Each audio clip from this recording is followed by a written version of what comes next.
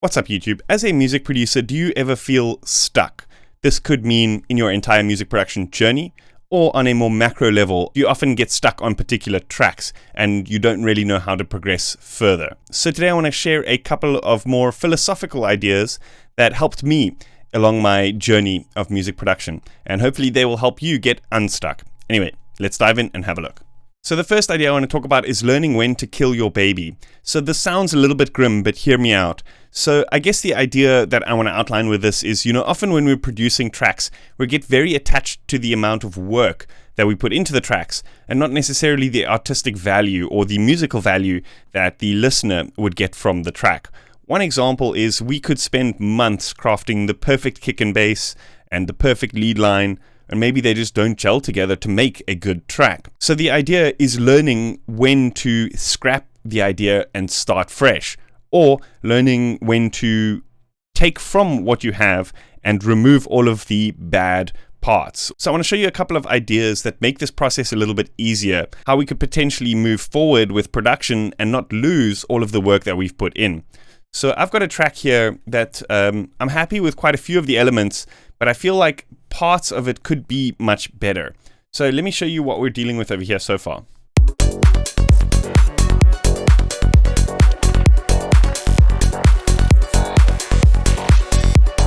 So say, for example, I really like the kick and bass and the rhythmic FM sound, but I feel like the kind of more airy leads are perhaps the weakest part of the track. So I guess at this part, you have to be really critical. You have to be your own worst critic and, really identify which parts of the track you feel are the weakest. It doesn't matter whether it just works. You really have to be critical and define what parts are 100% good, what parts are 90% good, and then kind of like remove everything else. One thing that kind of makes this a little bit easier is to potentially, let's say for example, we want just the kick and bass, and we're going to start a fresh track on top of this. What we can do is we can say, start a new project. So I've actually got some templates here, which I usually start with my control room and everything linked up. What we could do is we could open up a new project, activate Audio Engine, and then what we can do is we can actually just drag what we have here from this project into the new project and just drop it here on the timeline. And now it copies all of the settings, all of the plugins, all of the clip information and everything that we had previously created for the other track. So this is handy in situations with much bigger tracks. Like you can see, this track isn't actually so big, so it's not so painful to start deleting elements. But there's another little idea which I'm going to get to shortly. Okay, so it doesn't actually copy the plugin data, but we can actually copy these tracks over by copying the tracks like this and dropping them like this, and then it'll copy the entire track rather than just the clips, and it'll do the clips and the track all together in one. Okay, so we've transported the kick and bass over to the new project. Let's investigate here.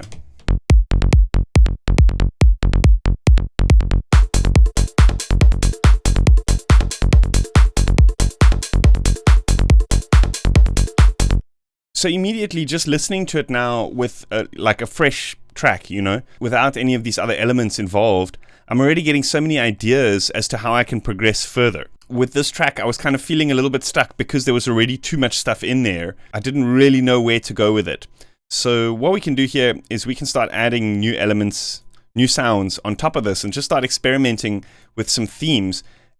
And then if we like it and we want to go back, we can then drag what we've done back into the original project, or we can just develop this as its own project and scrap the original one because, we've got what I felt was the most important parts, which was the groove, the bass, the percussions. We can maybe go for that FM lead, but I'm feeling like it's a nice fresh energy that we've got now.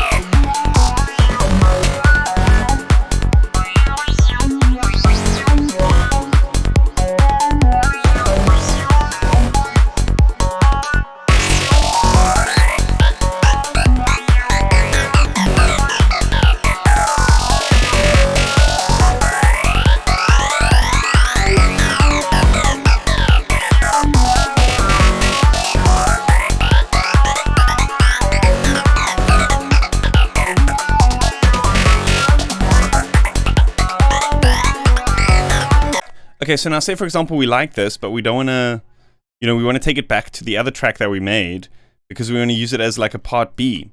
We can just select these tracks and just drop them in here, just like that. Boom. And now we had this kind of fresh burst of energy because we had a blank canvas to work with some kind of templatey things. And we can use that to develop the idea of our track further. So now the next idea I want to talk about is being able to kind of remove things, but them not being very far from reach. And I guess this makes things, makes killing your baby, so to speak, much easier because the things are still available. So in Bitwig, you can right click and say toggle active. And what this does is it removes all the plugins and everything on that channel from the CPU, and it no longer plays that channel. It's like muted. And here what we can do is we can press this little X icon. And what that does is it automatically hides everything in the project that is toggled inactive. So we've basically removed it. But now if we ever want to backtrack and find those files or those sounds or whatever that we made, we can still go in there and do that. So anyway, let's listen to the combination of both of these ideas.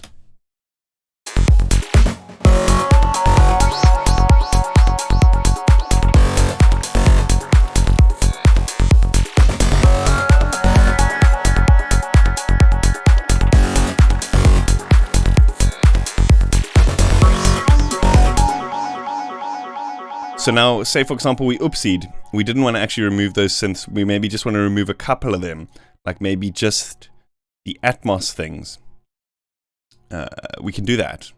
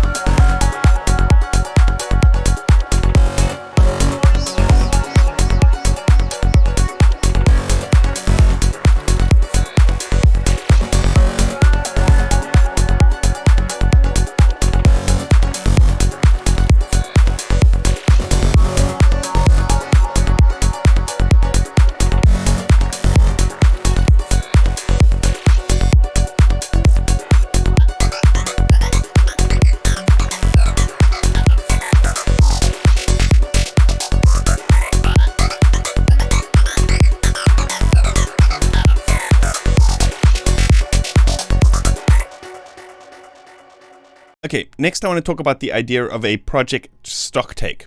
So this is something that you can do in, Microsoft Excel, Google Sheets, and essentially the idea is to jot down all of your current projects that are still work in progress and to jot down information about those projects so that it can help you to, I'll explain things a little bit further. So let's say, for example, I've got a project stock take sheet here. It's an empty thing, and I'm going to start jotting down just some random information about hypothetical work in progress tracks that I have. So I've got one here in F Phrygian, folder location, blah de blah. Project file name is final dot Bitwig project. And let's say, for example, we like this one. It's like 75% complete, right? And then here we can say like base, everything is awesome except the bass. We don't like the bass. We like the progression. We like everything about the track, but we don't like the sound of the bass, except bass sound. And then here, for example, let's say we have another track, 140, G Phrygian. And so now just imagine we have this whole list of hundreds of projects, and this one is like 50%. So yeah, just imagine we have this whole list of like 20 projects that we haven't finished yet, and all are in different keys and everything. And then down here we have another one, for example, which is F Phrygian, same BPM that we usually work at, random folder location, project, let's call this one start afresh dot Bitwig project. And this one, we just have 10% completion. This is just, for example, like a new kick and bass sound that we've synthesized. Kick and bass. Nothing else. Are you seeing where we're getting with this? And so now, for example, when we're feeling like, okay, we only have like 30 minutes or so of time to produce, and we want to finish this track here, this one, final dot Bitwig project. But we don't like the sound of the bass. However, having a quick look at our project stock take, we can see that there is a project in the same key, same tempo. Kick and bass sounds great, but it has nothing else in the project.